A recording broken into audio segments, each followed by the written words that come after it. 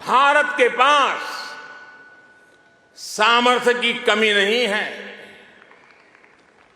भारत के पास संसाधनों की कमी भी नहीं है। आज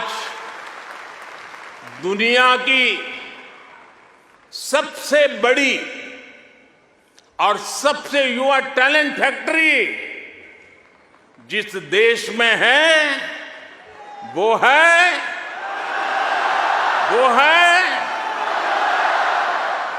सही जवाब दे रहे हैं आप, वो है इंडिया। मैं ये बात फिर दोहरा रहा हूं, आज दुनिया की सबसे बड़ी और सबसे युवा टैलेंट फैक्ट्री जिस देश में है वो है